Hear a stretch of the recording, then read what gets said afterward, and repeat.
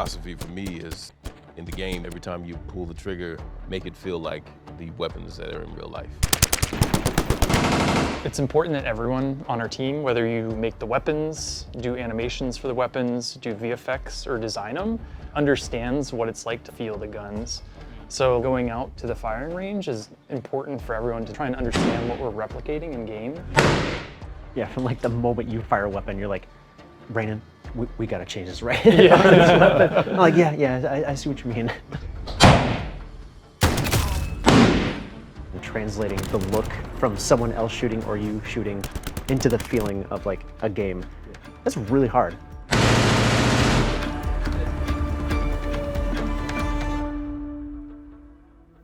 It always starts with finding the right people. And I'm always amazed by the weapons team. That team is really passionate about it. And so it's just about imagination on their side. And then it's just for Mark and I to kind of foster that and fan the flames and see what they come up with. When you say like, how does it define a game? You really think back to old titles and you remember the guns in it. Like that's the first thing I think about. Like even as far back as the original Call of Duty, like you fire and you get that ting, ting, ting, ting. Like that's what stands out to me in the older games. I remember sitting there thinking like, these are the best firearms I have ever seen in a game ever. Like I love these weapons, I love how they look, I love how they feel.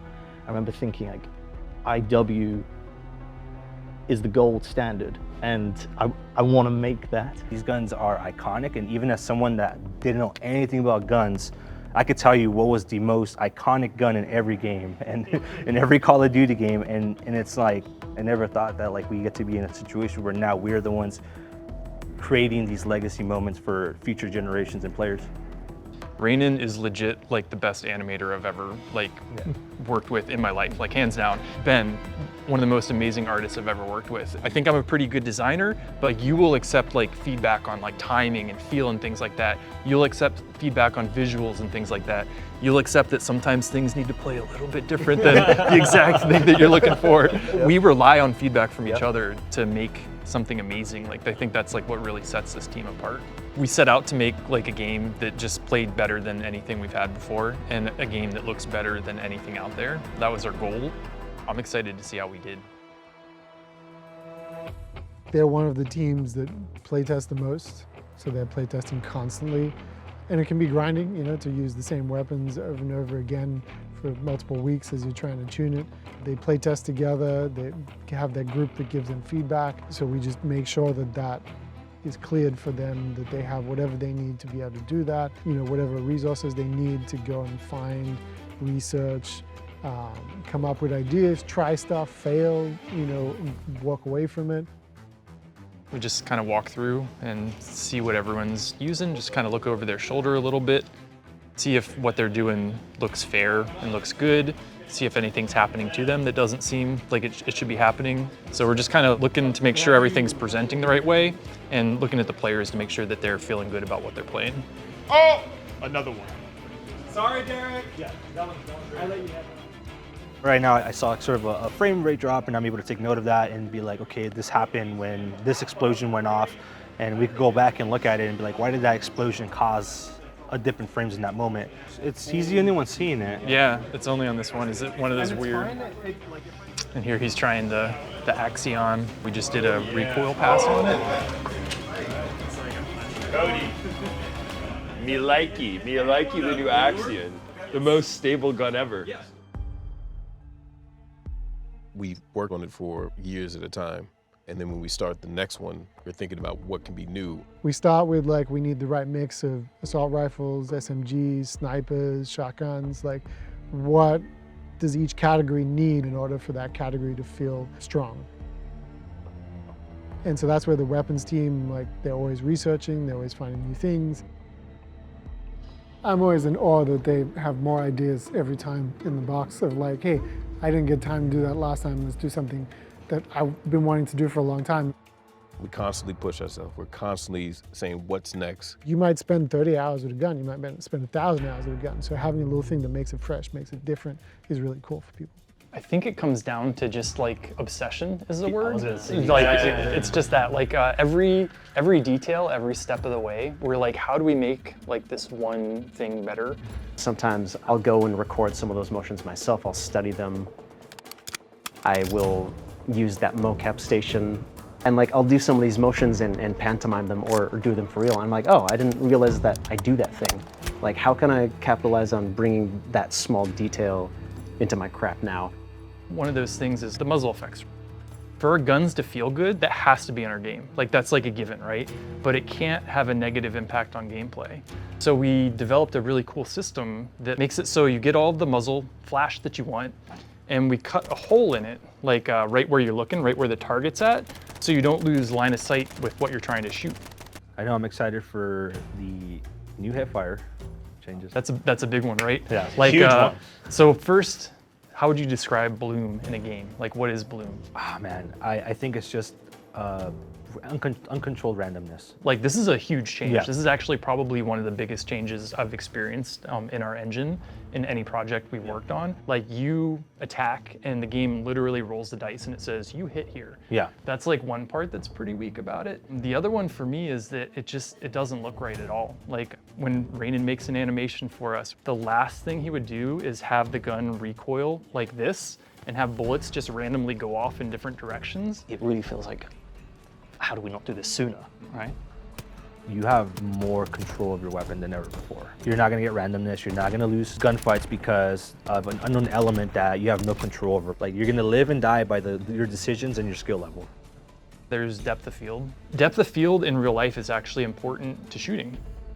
It helps you when you're shooting a gun. And we look at that, and then we look at what's happening in game, and we're like, well, people are turning this off because what we do in game, our simulation, is destructive to the target. When it blurs outward, it's actually degrading the quality of what you're trying to shoot at. So we're like, can we replicate what it does in real life? But it feels awesome. We talk a lot about making the game more immersive. Like, the goal for Modern Warfare 4 is to really like put the player like in the boots of their operator, make it feel like they're really behind their gun. The framing of the weapon, the movement of the player. We don't just look at the gun moving around on the screen, but we think past the camera and we're like, how does the player's body move when they're doing that thing? Situational awareness. You walk up to a wall now and you're trying to peek around cover.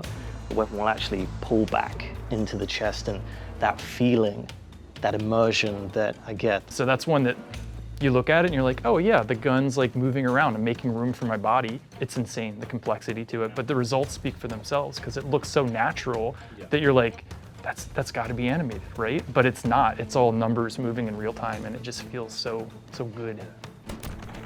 So I think really looking at every detail with a fine-tooth comb is what makes our weapons stand out.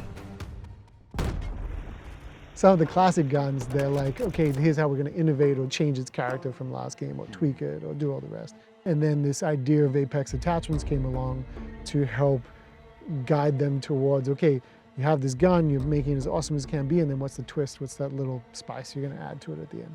I would say every attachment had a healthy amount of debate behind it because we're like, is this good enough? Can we make it better? There's some that maybe stand out a little bit more than others.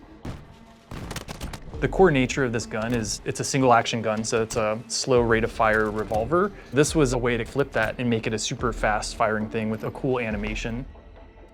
You can run in, pop, pop, pop, get the quick fires off, and then when someone's coming around the corner, you can ADS and you can get the very accurate long range shots on it. This is one that's definitely like bringing new behavior to the game. You have a underbarrel rocket launcher that's laser guided. You fire the rocket and you basically tell the rocket exactly where to go. So you can fire it up in the air and you're like, land here.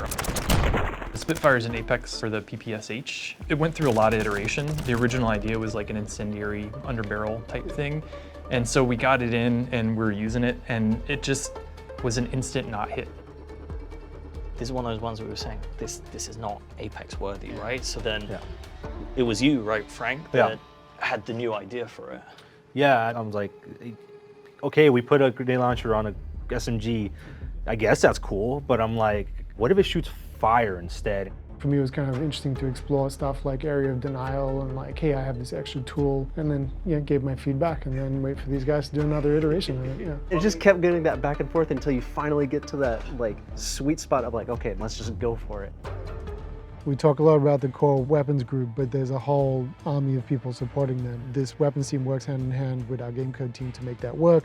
The rendering team's always helping with like scopes and constructive depth of field. So really it's about the whole studio knowing that these are our main characters and that we have to support this team making the most awesome shit and outdo ourselves every time. The star of the show is the gun. So all of the entire studio is supporting that star.